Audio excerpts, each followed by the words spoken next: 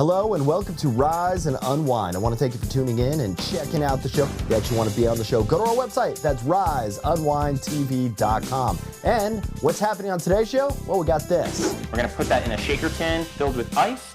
Give it a little shake. Don't forget to smile, okay? I bring it to the sports, my own experiences of growing up playing baseball, football, basketball. I lost my dad at an early age, and I just, to me, being able to give back to my community. Everybody comes for free. We pay for their travel, their food, their housing, all their treatments, chemo, radiation, everything. All of that and more right here on Rise and Unwind. Have you ever watched a true crime show and wondered, where's the line between justice and entertainment? There's a new documentary called Predators that takes a hard look at Dateline's To Catch a Predator and the world that grew around it. Emmy and Peabody Award-winning director David Osit is pulling back the curtain on the show's legacy and what it says about us as viewers. David, I want to thank you for being here, my friend. How are you? Good. Thanks for having me. Okay, for people who only remember To Catch a Predator as a big TV moment, how do you describe what Predators is really about? My film is really unpacking the legacy of this show, which was this segment on Dateline NBC in the 2000s that would set up a hidden camera in a sting house where men who were having online chats of a sexual nature with decoys who were pretending to be minors would then show up to a house, meet the decoys, then meet a journalist named Chris Hansen. He'd then interview them, being filmed by hidden cameras, tell them that they were being filmed on a TV show, that they were free to go, but then they'd be arrested by law enforcement. This happened hundreds of times. The show was a sensation. And we really weren't very critical about what was happening when this was airing because we'd never seen anything like it before. This existed on the internet back when everyone was fluent in the internet, but before social media. So we really were just exploring this new phenomenon as far as we were concerned. At the time of just, wow, the internet's a scary place. And we found a way to enjoy this news program. Now, I think that what happened then is that we created a template for modern true crime, which is that you have journalism and law enforcement working together to create some type of entertainment.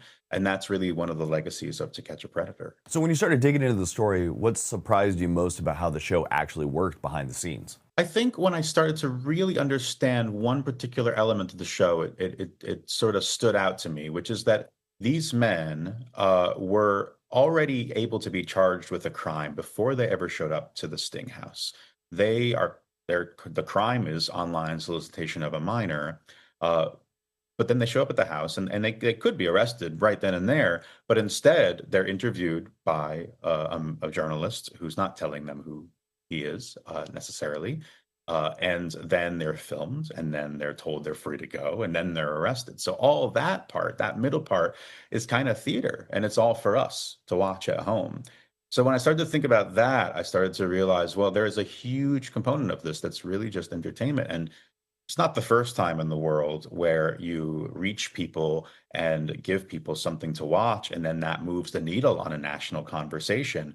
But how does that then shift into maybe potentially that kind of entertainment becoming used more flippantly, more randomly, and disregarding potentially the human cost of what that entertainment creates? Those are some of the questions I liked to get into when I made the film. And the film really leans into some ethical gray areas. You got the stings, the cameras, the way audience reacted. What are some of the biggest questions that you wanted viewers to wrestle with when they watch this? To be completely honest with you, one thing I'm really eager for viewers to wrestle with in terms of questions is actually just how they feel watching the show, or my show rather. I'm a documentary filmmaker. I'm also asking people to consider certain things about, what do I do for a living? What do all of us do for a living when we're telling people's stories? There's some things in my film that are hard to watch. There's some things in my film that I think will make you laugh. There's a big journey in this story because I'm asking you to consider kind of what your own line is of where you'll draw the line between whether something is too much about entertainment or whether something's good intentions justify it being entertaining. And we don't have answers to that. Everyone has their own answer to that question. We all kind of have our own line in the sand about what we think. It's actually more like a line in asphalt because it really is hard to change how we feel about whether something is right or wrong. And we don't like it when people try to change it for us, I've noticed in society. So my film's kind of about asking those questions and asking you, how do you feel when you watch some of this material? How does it make you feel? David, I want to thank you for joining me today. Predators is now streaming on Paramount Plus, so if you remember to catch a predator or just want a smarter take on true crime, this is one to check out. David Osit, thank you so much once again for joining me today. Thanks for having me. Have you ever wondered how much hope and healing could grow when people come together during the holidays? For 22 years, the St. Jude Thanks and Giving campaign have teamed up with celebrities, major brands, and pretty much everyday shoppers to help children fighting cancer and other life-threatening diseases. So here to share how this year's campaign continues to the mission started by Danny Thomas is Marlo Thomas, National Outreach Director for St. Jude Children's Research Hospital. Marlo, I want to thank you for being here, my friend. How are you? Oh, Dan, I need you more than you need me. I'll tell you that. We're on our campaign, our Thanks and Giving campaign. You know, our motto is give thanks for the healthy kids in your life and give to those who are not. And you can do that very simply this year. Just go to stjude.org or look for our logo. And there's many, many stores in your area, like Domino's, AutoZone, Chili's, K Jewelers, Williams-Sonoma, and Kia. And they're all going to ask you to, make a donation for the children of St. Jude. And I hope you'll do that because I'll tell you the truth, Dan, this is a really hard budget. We have to, it costs us $7 million a day to run St. Jude's Research Center and the hospital. That's a very big nut, and we don't have any paying customers. Everybody comes for free. We pay for their travel, their food, their housing, all their treatments, chemo, radiation, everything. And the housing is for their mom and dad, too. So we want these children to live. We work so hard in our research institution. We go all over the world to find the greatest scientists, the greatest doctors, to come up with their best work, their best trials, so that we can try those trials and treatment on the children in the hospital. And it's working, Dan. It really is working. We're saving so many children's lives, but there still are children dying. And as long as they are, we're going to be there and trying to cure them. And this is the 22nd year of the tradition. What makes this year's campaign especially meaningful? I think it's meaningful because we're getting new kinds of laboratories. When this hospital started, my dad opened in '62, it had one small building on 10 acres of land. Now we have 110 acres of land with tremendous towers going up so that we can hold more scientists. The most important thing we can do is to find the cures and the treatments to save these children. The children who come to St. Jude Children's Research Hospital have mostly been given death sentences. Nobody knows how to take care of them. In fact, we don't even know. We have to come up with new treatments to save these children. That's the business that St. Jude Children's Research Hospital is in. Research and taking it to the clinic. And it's very exciting. AML, acute myeloid leukemia, has been a killer for years. In the 90s, the survival rate was around 30%. We've just come out now in December that we're now saving 88% of the children with that AML, which has been a killer for many, many years. Well, Marlo Thomas, I want to thank you for hanging out with me this morning. We're running out of time, but I want to thank you for all of the hard work and dedication that you do for this every single year and changing so many lives. So thank you for having us, Dan. Thanks so much. And to support this year's Thanks and Giving campaign, visit stjude.org or donate at participating retailers, restaurants throughout the holiday season. Every contribution helps ensure families never receive a bill from St. Jude or treatment, travel, housing, or food so they can focus on their child's healing. Marlo, I really want to thank you for being here today. Thank you. God bless. Do you ever notice how holiday gatherings look a little different these days? People are mixing non-alcoholic options, lighter twists on classics, and really trying to make hosting feel balanced for everyone. Today, we're joined by Anna Fitzgibbons and Fernando Salza from Diageo North America, here to share what's shaping modern holiday hosting and walk us through a simple live demo you could try at home. Anna, Fernando, welcome to the show, you two. How are you? You're doing well, thanks. How are you? I'm doing good. Okay, Fernando, can you walk us through the top holiday hosting trends you're seeing this year? Absolutely. Again, thank you for having us. So social occasions and social interactions are really taking more of a mindful approach with a focus on balance, wellness, and intention. And with that comes empowerment. And really what I like to think the leading trend is choice, making sure that consumers understand that there's choices no matter where they are, hosting at home, out in bars and restaurants, or even at your holiday party. Being able to really understand those choices between full serve alcohol cocktails, lower alcohol cocktails, and of course, non-alcoholic cocktails. Those are really, really trending right now. And keeping those trends in mind, what are you going to show us today in your little demo? Yeah, so today we're going to be showcasing a cocktail called the Citrus Flame, and that is a vodka-based cocktail utilizing the Smirnoff Spicy Tamarind Vodka. We're also utilizing a staple this month, which I'm sure everyone has in their freezer right now, getting ready for the holidays, and that's vanilla bean ice cream. I recommend as a pro tip just to melt that ice cream before throwing it in your cocktail shaker with everything else. But again, that spicy tamarind vodka, a little bit of vanilla bean ice cream, a touch of cane sugar, and freshly squeezed lime juice. That's just going to balance everything out. We're going to put that in a shaker tin filled with ice, give it a little shake. Don't forget to smile, okay? Perfect, all right. Just want to shake it 5 to 10 seconds. You really want to make sure you emulsify all those ingredients together. And then grab your favorite cocktail glass. I love these beautiful Nick and Nora glasses. It really just elevates and gives it a nice elegance to this cocktail serve. And look at that color pop. It's like really, really beautiful and decadent for this time of year. But of course, it wouldn't be the holidays without a proper holiday garnish. So that's what we have for you today, with a little bit of dark chocolate shavings just right on top, and then some aromatics and a little pop of color with some lime zest. And you can find this recipe in our Serve and Sip book, which Anna will run you through a little bit on that as well. All right, so what are some ways that people can practice more mindful hosting this holiday season?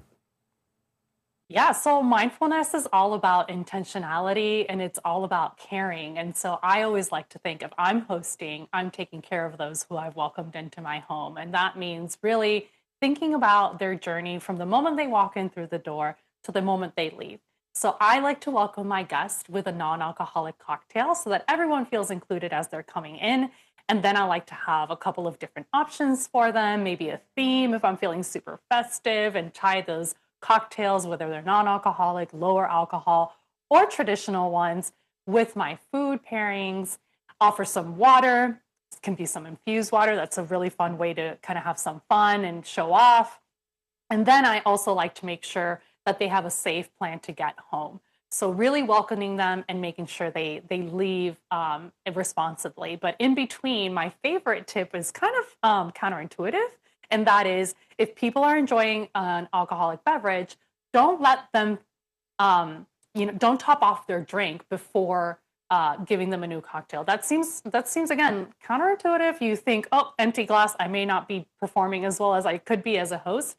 That's actually perfectly fine. By letting them finish their one drink before pouring a new one, you're helping them keep track of how much alcohol they're actually consuming. And that way they can decide whether they want to zebra stripe for the evening or if it's maybe time to call it a night. Excellent. All right, where could our viewers go if they want more tips and maybe some resources? Yeah, so if you want to find out how to make this amazing cocktail, which by the way smells so good, and can be made with no alcohol or lower alcohol, as can any other cocktail in our book, it is absolutely free at diageo.com/serve-and-sip3.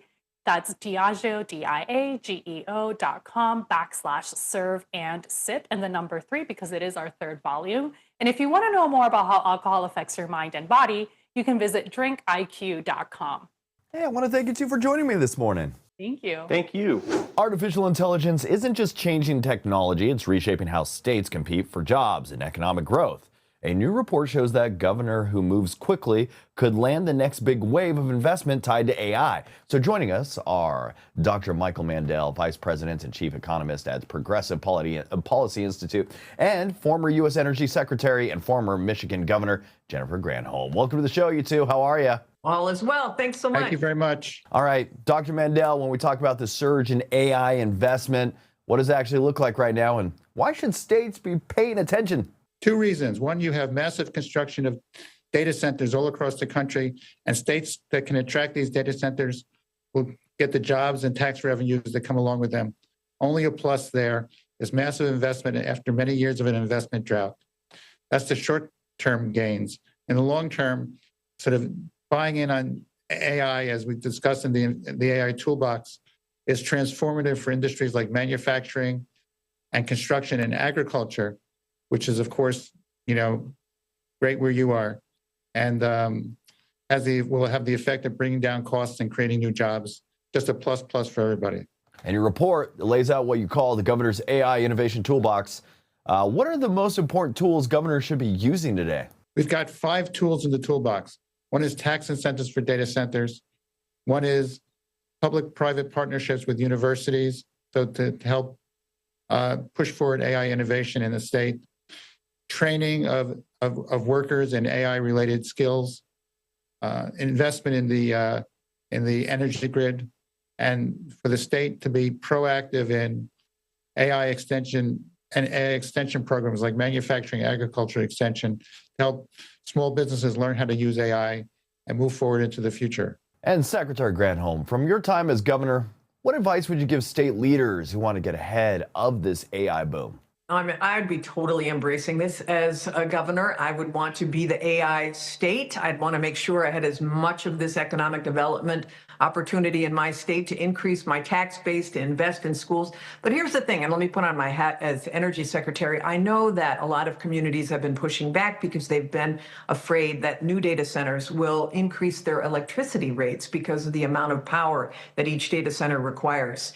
And if they do it right, if the legislature requires, for example, that any new data center coming brings its own additional power, if they require that the data center pay for the transmission and distribution and grid updates that are necessary to connect it, and if the data center agrees to be flexible, meaning dialing back its power when the grid is at capacity, those 3 things can actually reduce rates for people. There's a study out of Lawrence Berkeley National Lab that shows that for every big data center that comes on, you can reduce customer rates by 1% to 2%. So both on the economic development side and on the energy side, the utility side, I think data centers are a win-win, and I would definitely embrace it if I were governor right now. So what can these kind of AI investments realistically mean for local economies and workers in states like ours? Let me just say quickly, and Michael, jump in. The additional tax base that allows greater investment in schools, in parks, in infrastructure, cannot be overstated. This has transformed communities where data centers have been located. It is a huge plus, not just for jobs, but actual for investment in the infrastructure that local economies often don't have the funding to do. Let me add that Kansas is a agricultural and manufacturing state, and AI is going to transform these industries, create jobs, bring down costs and prices, and generally speaking, no state can afford to be left behind. And Dr. Mandel, for everyday residents watching this unfold, how can people encourage their state leaders to prepare for AI-driven growth? Well, I'm sure the governor has thoughts about that, but I do think that we need to talk about AI as being the road to the future, and AI is going to be the way that the next generation of great industries will be created, and states can't afford to be left behind for that.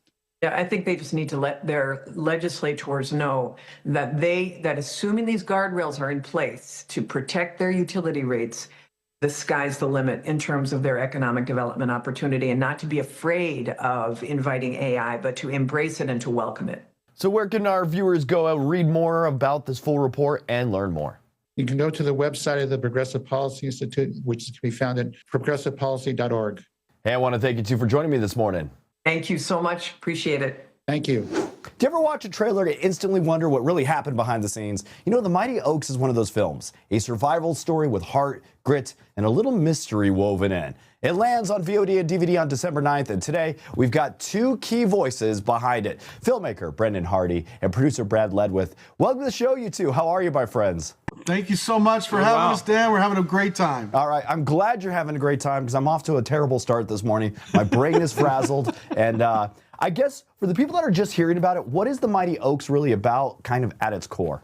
I think that the story of the Mighty Oaks is truly an opportunity for people to see lacrosse, tear the covers off of high school sports, and at the same time, accentuate the successes of an underdog team. We've been talking about lacrosse a lot on the show lately. It's the fastest growing sport. Yeah. When you first stepped into the project, what grabbed you about the story, some of the characters, and the setting? Brendan? For me, it was, first and foremost, Brad's enthusiasm and the community that surrounded him. tough to do a project like this if everybody's not, bought in and excited about it. And that's really the energy we had from the very beginning. And then to have the opportunity to, pull the curtain back and show what it's really like to spend a season with these kids who are going through all the issues kids have, as well as trying to win a championship. From my perspective as a creator, it was an awesome opportunity, and we think it comes out in the final product. And the dynamic between some of the characters or people in it did feel personal. Did you bring anything from your own personal lives or experience to kind of shape how you approach this movie? Well, that's a great question, Dan. I think that I bring it to the sports. My own experiences of growing up playing baseball, football, basketball. I lost my dad at an early age, and to me, being able to give back to my community, and my dad was a real involved in I remember him being president of the soccer team in the 70s, and honestly, it's one of those things that I remember him doing a lot for the program, and he didn't know anything about soccer. So the story of the Mighty Oaks, which you can find on Amazon Prime, which you can pre-order on Apple TV, December 9th it comes out. I'm telling you right now, if you buy this movie, if you like documentaries, you'll love it. If you like sports documentaries, you're going to think it wins an Oscar. And the film digs into a little bit of loss, adoption, family grief. How did you approach telling some of these stories without getting too personal or exposing too much? Well, we covered a lot of different stories. There's a whole women's aspect to this, and their varsity team as well. But some of the more personal stories, I think you just have to handle with sensitivity and a deft touch, but also keep it authentic. And I think if you do that, you have license to tell the stories and get support from the families, and humanizing this movie and making it not just a sports film, but something about the kids and really getting into some of the emotional aspects was important. And that's why we did it. And telling a documentary, it may be a little difficult because Morgan Hill, they built this lacrosse program pretty much from scratch. What did you learn about the community, or how did you be able to get the community and the parents to support you in making this possible? Brad's a juggernaut in the community. His enthusiasm is infectious. He's been around from day one. Really, we call him the godfather of lacrosse in the community, but what he really is one of the greatest supporters of it and givers of his time. That's what really got me into it. All right, you two, I want to thank you two for joining me. You can check out The Mighty Oaks as it comes to streaming on December 9th. I want to thank you two for joining me today. Thanks, Dan. And listen, my story is the same all over the country, and Brendan told it very well. Well, thank you too. Thanks, Dan.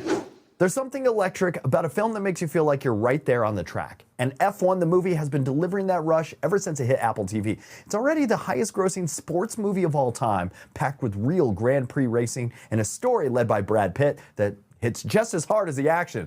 So today, we're joined by Joseph Kosinski, the filmmaker who brought this world to life. Joseph, welcome to the show, my friend. How are you? I'm good. I love the hat. Thank you for representing. Hey, I got my Apex Grand Prix hat. I'm excited about this movie. It did really well. I was a big fan of it. For anyone catching up at home, how do you describe the F1 movie and the experience you want viewers to feel at the moment those engines pretty much start? Well, Brad Pitt plays Sonny Hayes, a driver that was supposed to be kind of a young phenom in the 1990s. He has this horrific accident that derails his career. But now in 2025, his old dear friend, played by Javier Bardem, finds him in Daytona, Florida, and pulls him back into the world of F1 for a second chance at redemption as he joins a underdog team called Apex GP that has to win only one race to save the team, but they're up against Ferrari and Red Bull and Mercedes and all the titans of this incredible sport. So it's a story about redemption, second chances, underdogs. Even if you know nothing about racing, we'll teach you everything you need to know about F1 and hopefully turn you into a fan. And you filmed during real Grand Prix weekends, right inside the chaos of the sport. What did that give you creatively that you couldn't recreate anywhere else? And also, were there any challenges? Yeah, there's nothing like the energy of a real Formula One event. Anyone who's been to one of these races knows it's like a 3-day festival of speed. And it's not something that you could create with CGI, even though we have all these amazing tools. There would be, you just wouldn't be able to capture the essence and make it feel as real as it is. So we went through the effort of working with Formula One, shooting the movie during real Grand Prix with real crowd in the stands, put Brad and Damson in real race cars on the track during those weekends. And I think we captured something really special. Usually we'd have hours or days to shoot a scene, as many takes as you want. In this case, we'd only get 7 to 9 minutes to shoot these scenes. So the actors had to be on point, the crew had to be ready. And so that was a massive challenge I've never faced before, but I think the result speaks for itself. And at the center of all this speed, there's this bond and rivalry between Brad Pitt's veteran driver character and Damson, who's the rising star. What drew you to that relationship as the emotional core? Well, the interesting thing about Formula One is that your teammate is often your greatest rival. And it's something that we see every day on every team in F1. And that, to me, made this a really unique story and a unique sport. So capturing that rivalry of two people that are against each other, but then learn to work together. And when you've got a whole team working together in unison, anything's possible. And so it's really a story about teamwork. Which is, I think something that we all can relate to. And the film's authenticity has been a big talking point, especially with Lewis Hamilton involved behind the scenes. What were the details that you felt most responsible for absolutely getting right? Well, listen, Lewis was a huge help on all the technical details, going down to what gear the car should be in for every corner. I mean, we got it down to that level. But what he was most helpful was really the more spiritual side of racing and what it is that makes these guys do what they do week in and week out. So there's a really important scene in this film where Brad is on the balcony kind of talking about why he races. And a lot of that was taken directly from Lewis himself. And that's something we just wouldn't have gotten any other way. And the soundtrack has taken off globally. Hans Zimmer, man. Yeah, he's the best. How did the music shape the way you kind of built that tension and energy throughout the movie? Yeah, well, Hans Zimmer, obviously one of the greatest composers working. I knew I wanted this film to have a really memorable theme and melody, and that's something Hans does better than anyone. You take that theme and you work it through different variations throughout the film, but also integrating in an incredible soundtrack with artists from all around the world into the film was a huge challenge. I have a great team at Skywalker Sound that mixed it all together. So the amount of talent, that was brought together to make this film is just amazing. Joseph, I want to thank you for joining me this morning. F1 the movie is now streaming on Apple TV, so if you miss it in theaters or if you want to feel that rush again, you can pretty much dive in anytime. Joseph, thanks for joining me today, my friend. My pleasure. Thank you so much. And that's it for Rise Unwind. I want to thank you for tuning in and checking out the show. If you actually want to be on the show, go to our website, riseunwindtv.com, fill out the form, send it on in, and maybe you could be on a future episode. Follow us on social media. We're on Facebook. We're on Instagram. And if you want to check out our YouTube channel, that's at Rise Unwind. And until next week, that was Rise Unwind.